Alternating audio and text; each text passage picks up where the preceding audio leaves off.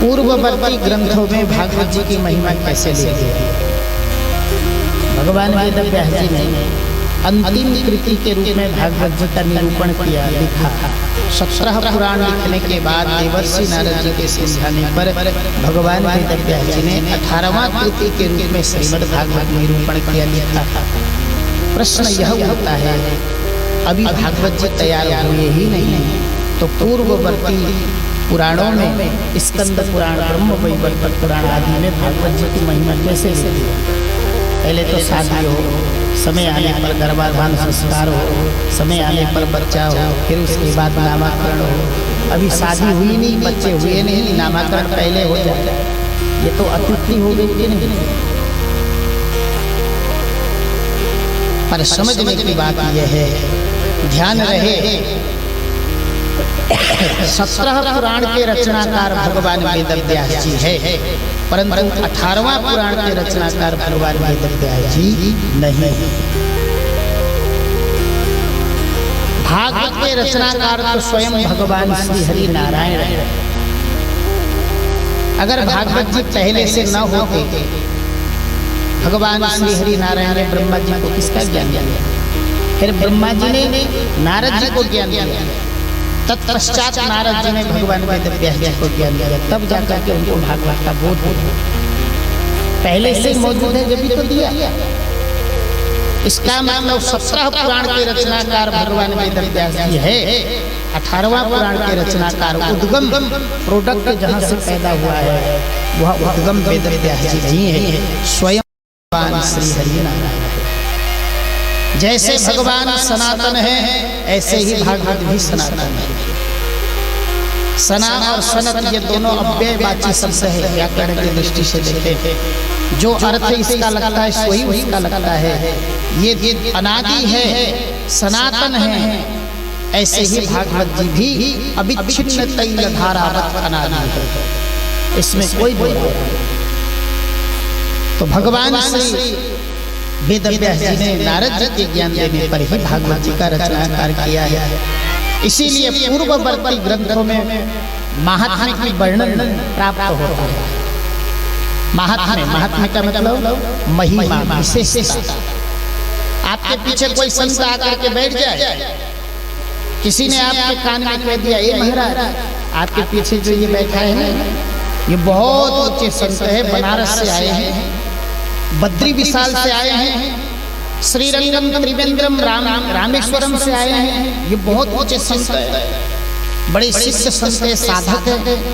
किसी ने उस संत के महिमा आपके कान में डाल दिया, अभी तक आप उसको इग्नोर कर रहे थे, परंतु किसी ने महिमा डाल दिया तो देखने की नजरिया ही बदल गया। ओहो महाराज प्रणाम, आप पीछे आगे आइए। क्यों हाथ जोड़ने लगे? क्योंकि हम उसके व्यक्तित्व से अपरिचित थे, परंतु किसी ने हमें उसके व्यक्तित्व के विषय में समझा दिया तो हमारी नजरिया ही बदल गई। आइए आगे बढ़िए। तो ऐसे ही भागवत जी की विशेषता को समझाने के लिए पद्म पुराण और स्कंद पुराण आगे आया। स्वयं भागवत जी अपनी बड़ाई कोई नहीं करता है। जो कोई अपनी बड़ाई कर दे तो समझ लो कि ये पतन का कारण हो जाता है। नहीं, स्वयं भागवत जी कैसे अपने आप में बड़ाई करते। इसीलिए भागवत जी की महिमा को दर्शाने के लिए पद्म पुराण और स्कंद पुराण आगे आए। श्रीमद् भागवतम पुराण तिलकम यद वैष्णवानां धनम यस्मिन् पारमहंसमे कमलम ज्ञानम परम गीयते। ये भागवत किसका है? बोले परमहंसों का है। श्रीमद् भागवतम पुराण तिलकम, तिलक कहाँ लगाया जाता है जी? पीठ में, पैरों में, जांघ में। कहाँ लगाया जाता है? ललाट में। जो श्रेष्ठ स्थान होता है वो है ललाट। जैसे तिलक को ललाट में धारण किया जाता है, ऐसे ही भागवत भी पुराणों का तिलक है। श्रीमद् भागवतम पुराण तिलकम यत् वैष्णवानां धनं यस्मिन् पारमहं समेकममलं ज्ञानं परमं गीयते। परमहंसों की संहिता है जिसमें अगाध ज्ञान भरा हुआ है। ऐसे महिमा का वर्णन नैमिषारण्य के पावन भूमि पर 88,000 शौनकादि ऋषि मुनि विराजमान है। तन से हम लोग यहाँ पर बैठे हैं, मानसिक रूप से अपने आप को उन्हीं 88,000 संतों के पीछे परिकल्पना करें। हम भी विशाल सभा सुशोभित है, हजारों, कोई जटाधारी, कोई लटाधारी, कोई त्रिशूलधारी, कोई त्रिपुंडी, कोई ऊर्ध्वपुंडी, अलग अलग स्वरूप में बैठे हुए अनंत संतों के मध्य में पीछे हम भी खड़े हैं, बैठे हैं। श्री सूत जी महाराज भागवत कथा सुनाने जा रहे हैं और हम लोग भी उन्हीं संतों के पीछे बैठ करके भागवत कथा सुन रहे हैं। ये मन में कल्पना करें, नैमिषारण्य के पावन भूमि पर मन को लेकर के चले। तन रानी श्याम जी यहाँ रखो, मन लेकर चलो। कर से कर्म करो विधि नाना, मन राखो जहाँ कृपा धाना। मन लेकर के चलो। कहाँ पर, कहाँ लेके चले मन? भगवान ही नैमिषारण्य में। कथा को थोड़ी सी ध्यान से सुने तो अच्छा लगेगा, बहुत इंटरेस्ट आएगा। अगर थोड़ी बहुत भी एक लिखा होता है ना, बस ड्राइवर के बगल में ऊपर, चालक के ऊपर, सावधान हटी दुर्घटना घट। थोड़ा बहुत भी एकाग्रता का जो एक कंटिन्यूटी है, अगर वो छिन्न हो जाए तो हम प्रसंग से घट जाएंगे, अर्थात पतन हो जाएंगे। इसीलिए एकाग्रता से ध्यान देंगे। नैमिषारण्य के पावन भूमि पर 88,000 शौनकादि ऋषि मुनि विराजमान है। श्री सूत जी महाराज का आगमन हुआ। यहाँ पर भगवान श्री श्याम सुंदर का वंदन किया। सच्चिदानंद रूपाय विश्वोत्पत्त्यादि है तबे, तापत्रय विनाशाय श्री कृष्ण वयं नमः। भगवान का स्वरूप कैसा है? बोले सच्चिदानंद रूपाय। भगवान का रूप कैसा है? सत्य है, चैतन्य है और आनंद है। सत घन चित घन आनंद बराबर सच्चिदानंद। सत प्लस चित प्लस आनंद इक्वल टू सच्चिदानंद। प्रश्न उठता है, सत्य किसे कहेंगे? सत्य वो है जो भूतकाल में भी था, वर्तमान में भी है और अनंत अनंत समय पश्चात जिसकी अस्तित्व सर्वत्र सत्ता विद्यमान रहेगा। क्यों? आप और हम सबसे नहीं हो सकते क्या? हम भी तो हैं। बोले बिल्कुल नहीं। आज हम वर्तमान में हैं, भविष्य में नहीं रहेंगे और भूतकाल में भी नहीं थे। 50 साल पहले हम नहीं थे, 100 साल पहले हम नहीं थे। हमारे दादाजी थे, पिताजी थे, परदादाजी थे 150 साल पहले, पर वर्तमान में नहीं है। आज हम वर्तमान में हैं, भूतकाल में नहीं थे और आने वाला भविष्य काल में नहीं रहेंगे। इसी तरह से ये पेड़ पौधे भी वर्तमान में दिखते हैं, कालांतर में ये भी नहीं रहेंगे।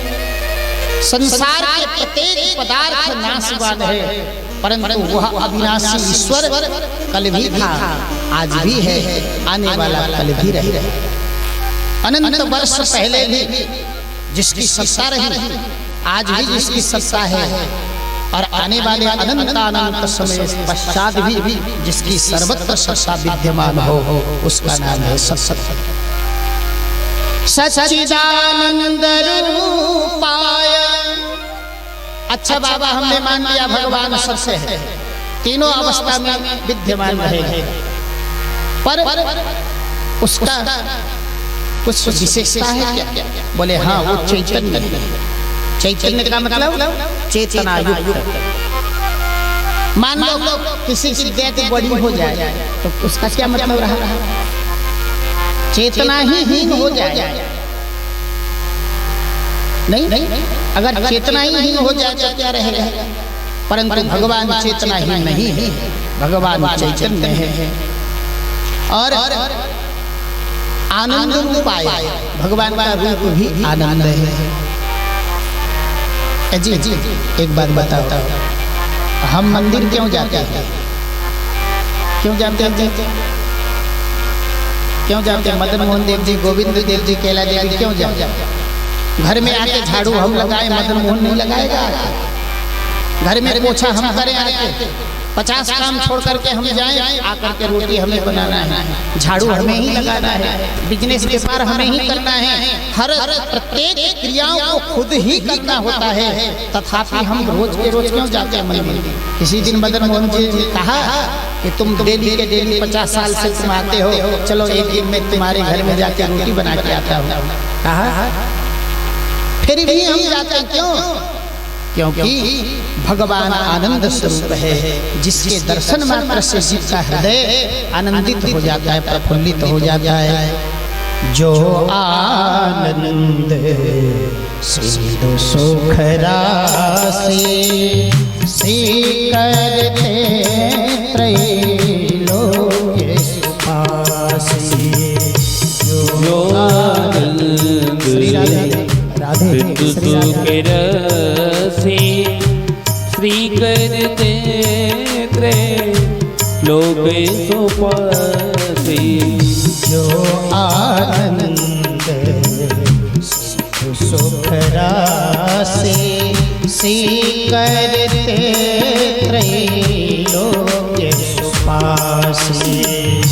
जो आनंद सिंधु सुख राशि श्री करते त्रैलोक सुपासी। सो सुख राम असनाम अखिल लोक दायक विश्रामा। सो सुख धाम राम यस नाम अखिल लोक दायक विश्राम। हो अखिल लोक दायक विश्राम। अखिल लोक दायक विश्राम। जो आनंद सिंधु सुख राशि करते त्रैलोक सुपासी। जो आनंद के सागर है, भगवान के दर्शन करने से जीव को आनंदानुभूति होती है, इसीलिए वह दर्शन करने जाता है। जी जो मैग्नेट है, चुंबक है ना, और चुंबक तो अपने ओर खींचता है ना चुंबकीय पदार्थ को। जो चुंबकीय पदार्थ है उस चुंबकीय पदार्थ को तो खींचता है ना।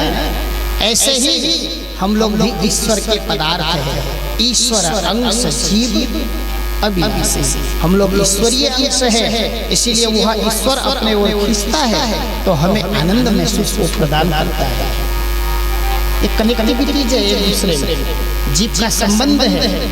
जैसे बिंदु सिंधु में समाहित होता है, ऐसे जीव का संबंध अनंत वह जीवेश्वर, जो जीवों का ईश्वर है, जीवेश्वर के साथ में उसका संबंध रहता है।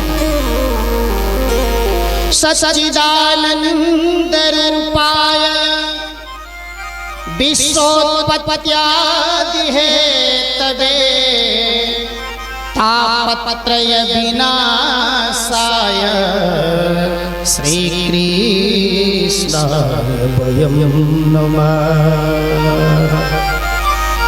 तो भगवान करते क्या है? अच्छा मान लिया, भगवान सत्य भी है, चैतन्य भी है, आनंद भी है, टोटल भगवान में सब कुछ गुण है, परंतु करते क्या है? बोले कि उनके भी कुछ कुछ काम होते हैं। विश्वोत्पत्ति आदि है, क्या क्या काम करते हैं? विश्व के उत्पत्ति आदि शब्देन केवल अत्र न उत्पत्ति वर्तते अपितु पालनं प्रलयम् अपि अत्र जायते। विश्वोत्पत्ति आदि, पत्ति आदि में आदि शब्द उच्चारण हो रहा है कि नहीं हो रहा है? तो इसका मतलब केवल भगवान विश्व को उत्पत्ति ही नहीं करते, बल्कि पालन और संहार भी करते हैं। विश्वोत्पत्त्यादि है तब, जो संसार को बनाने का कारण है, जो संसार को बनाता है, creator and destroyer of the universal, so we are meditated unto your divine light. Who is God? भगवान कौन है? उसका काम क्या है? कुछ तो काम करता होगा। He meditated, वो करता क्या है? क्रिएटर बनाता है, उसको केयर करता है, ध्यान देता है, जरूरत आने पर उसको डिस्ट्रॉयर। लोग कहते आज तो हम डिस्टर्ब है यार, आज डिस्टर्ब मत करो, नहीं कहते? ऐसे ही भगवान का रूप है। विश्वोत्पत्त्यादि हेतु, only he has not took incarnation पंक्ति जब ओके, वो केवल पंक्ति के जरिए ही पैदा नहीं होता है, और राम जी के दशरथ के घर में पुत्र बन करके पैदा नहीं होता है। वो अनंत रूपधारी है, एक ही रूप में सीमित नहीं है, कभी पशु भी बन जाए, आवश्यकता अनुसार जो अलग अलग रूप धारण करता है। विश्वोत्पत्त्यादि है तवे, विशेष करके 3 प्रकार के तापों को जो नाश करता है, आध्यात्मिक, आदि दैविक, आदि भौतिक, तीनों प्रकार के ताप को जो नाश करने में सक्षम है, ऐसे श्री कृष्ण वयम नमः।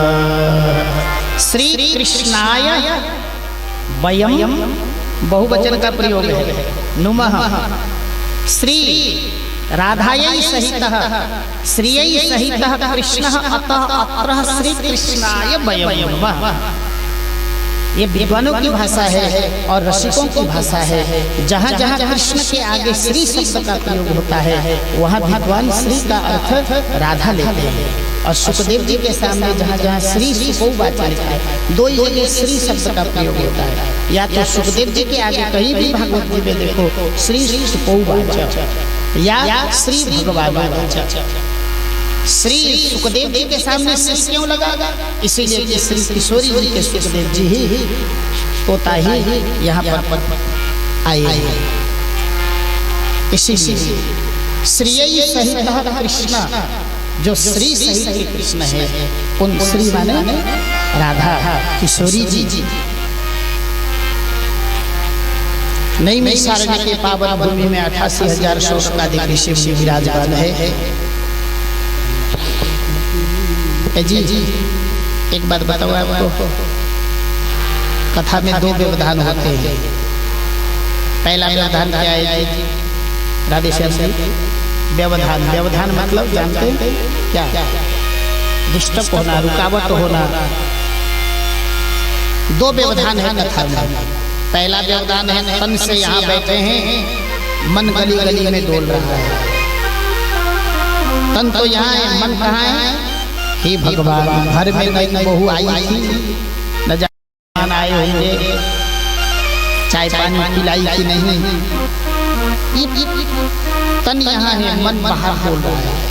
फिर कोई लाभ नहीं है। राधे श्याम जी, कभी कभी लगता है कि आपका भी ऐसा ही होता है। ऐसा तो नहीं कि दुकान की तरफ जा रहा हो। अच्छा चलो ठीक तो ठीक, चलिए। पहला व्यवधान तन यहाँ, मन गली गली में डोल रहा है। दूसरा व्यवधान कई लोगों को देखने को मिलती है, कई लोगों को में ऐसा देखने को है, कथा शुरू हुई नहीं लोगों को नींद आ जाता है, ऐसे करते हैं। कथा शुरू हुई नहीं लोगों को नींद आ जाती है। माताओं के लिए तो बहुत आसान है, घूंघट नीचे खड़ा शुरू। इसने देख रखा है, महाराज जी को क्या पता कि घूंघट के नीचे सुन रही कि सो रही है। हाँ, जेंट्स के लिए थोड़ा सा डिस्टर्ब रहेगा, कहीं झपकी लें तो महाराज जी टोक न दे। ये कथा में 2 व्यवधान है। पहला तन से यहाँ है, मन गली गली में डोल रहा है, मन्नी राम टाइप हो जाता है। दूसरा व्यवधान कथा शुरू हुई नहीं लोगों को नींद आ जाती है। तो दोनों चीज को होने न दे, मन को भगने न दे और निंद्रा देवी को आने न दे। उसका क्या उपाय है? एक ही उपाय है, जब जब मैं कथा के बीच में भगवान के नाम उच्चारण करूंगा तो आप भी मेरे साथ में भगवत नाम उच्चारण करना न भूले। नाम रूपी पहरेदार को मुखार रूपी दरवाजे पर रख दिया जाए तो मजबूत दरवाजे में पहरेदार कौन बैठा है? भगवान का नाम। मन भगेगा तो धक्का दे के अंदर भगा देगा और अंदर निंद्रा देवी को घुसने नहीं देगा भगवान का नाम। इसीलिए सभी भगवान के नाम लेना न भूले। सभी बोलो जी राधे राधे। अच्छा, इस बात को दूसरे तरह से सुनिए। बम्बई में यात्रा कर रहे हैं, गंगापुर से हमने टिकट बनाया ट्रेन से या हिंडौन से। चलिए हिंडौन से। अब हिंडौन से हमने ट्रेन पकड़ा। सवाई माधोपुर से पहले गंगापुर पहुंचने के आगे टीटी पहुंच गया। टीटी ने कहा टिकट दिखाइए। सच्चा यात्री वही है जिसके पास टिकट है। हिंडौन से बंबई पहुंचने के लिए हो सकता है 12 घंटा लगे, 10 घंटा लगे, 8 घंटा लगे, 14 घंटा लगे, जितना भी लगे। और सच्चा यात्री वही है जिसके पास टिकट है। अगर टिकट नहीं रहेगा तो टीटी कहीं भी आपको प्लेंटी लगा सकता है, अन्यथा आपको ट्रेन छोड़ना होगा। ऐसे ही हम लोग भागवत रूपी साधन पर विराजमान होकर के सप्ताह रूपी 7 दिन के सफर के लिए चल चुके हैं। बम्बई के लिए हो सकता है 12 घंटा लगे, 10 घंटा लगे, और इस यात्रा में पूरा 7 दिन लगेगा। आप सभी यात्री हैं और मैं टीटी के काम करूंगा। मैं कहूंगा कि टिकट दिखाओ तो आप लोग अपना टिकट दिखाना न भूलें। भगवत नाम रूपी टिकट जिसके पास है वही सच्चा यात्री है, अन्यथा आपको यात्रा से उतार दिया जाएगा ट्रेन से। सभी बोलो जी राधे राधे। कई लोगों ने तो टिकट बिना आ गए क्या? सभी बोलो जी राधे राधे। भगवान का रूप कैसा है? बोले सच्चिदानंद स्वरूपाय विश्वोत्पत्त्यादि हेतवे तापत्रय विनाशाय श्री कृष्णाय वयं नमः। 88,000 शौनकादि ऋषि मुनियों ने सूत जी से प्रश्न करना शुरू कर दिया। हे प्रभु, कलयुग में लोगों की बुद्धि मंद हो जाएगी, लोग कर्महीन हो जाएंगे।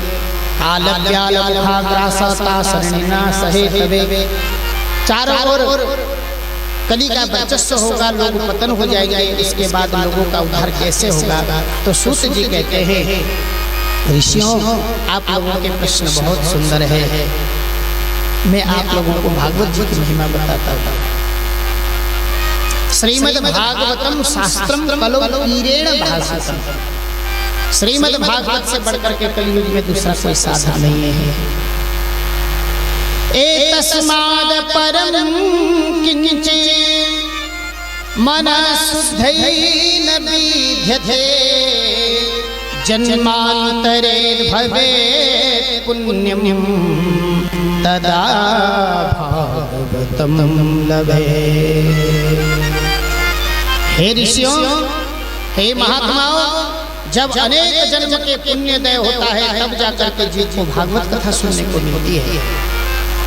एक जन्म नहीं, जन्मांतरे, एक जन्म नहीं, अनेकानेक जन्म के भवे पुण्यम तदा भागवतम लभेत्। जब अनेक जन्म के पुण्योदय होता है तब जाकर के जीव को भागवत कथा सुनने को मिलती है। कहाँ तक भागवत की महिमा वर्णन करूं ऋषियों? सूत जी कह रहे हैं, जब राजा परीक्षित को भगवान सुखदेव जी पावन गंगा के तट पर भागवत कथा सुना रहे थे, उस समय देवगढ़ सुधा कुंभ को लेकर के पहुंचे। प्रभु, ये भागवत परीक्षित को पिला दिया जाए, परीक्षित जी अजर अमर हो जाएंगे और बदले में हमें भागवतामृत पिला जाए। सुखदेव जी ने डांट लगाया। देवगढ़ अगर चुपचाप जाकर के कथा सुनते तो शायद सुखदेव जी उनको भी कथा सुनाते, परंतु उन्होंने क्या कर लिया? भागवत की तुलना स्वर्ग के अमृत से कर दी। सुखदेव जी ने डांट लगा दिया। चला भगवान, क्वा सुधा क्वा कथा लोके क्वा कांचा क्वा मणिर्महान ब्रह्मरातो विचार्यैवं तदा देवानुजः सह निसगम पनिसा संदप गरे सा क्वा सुधा क्वा कथा लोके। तुम्हारे कहा ये स्वर्ग का तुच्छ क्वा कांचा क्वा मणिर महान। अगर कोई व्यक्ति सोनार के पास जाए और शीशे के एक टुकड़ा दिखा करके ये कह दे ज्वेलर से कि बाबूजी ये शीशे का टुकड़ा रख लो और बदले में मोती दे दो, हीरा दे दो, तो उसको क्या कहेंगे? क्या कहोगे? ये ठग है। शीशा के टुकड़ा दिखा करके मोती खरीदना चाहता है, ये छलिया है। शीशा के टुकड़ा दिखा करके हीरा खरीदना चाहता है। क्वा सुधा क्वा कथा लोके। कहाँ तुम्हारे यह स्वर्ग के तुच्छ और कहाँ भागवतामृत। क्वा कांचा क्वा मणिर महान। कहाँ शीशा का टुकड़ा और कहाँ भागवत मणि। ब्रह्मरातो विचार्यैवं तदा देवानुजः सह। सुखदेव जी ने डांट लगा करके भगाया, भगो यहाँ से। अवक्तांस्तांस विज्ञेयं न ददौ सकथामृतम्। अपात्र समझ करके, अयोग्य समझ करके श्री सुखदेव जी ने भागवत नहीं सुना। किसके लिए? श्रीमद् भागवती वार्ता सुराणाम अपि दुर्लभा। भागवत की कथा तो सुराणाम देवानाम। इसके लिए देवताओं के लिए भी अत्याधिक दुर्लभ कथा है। ऋषियों, ये भागवत की महिमा कहाँ तक वर्णन करें।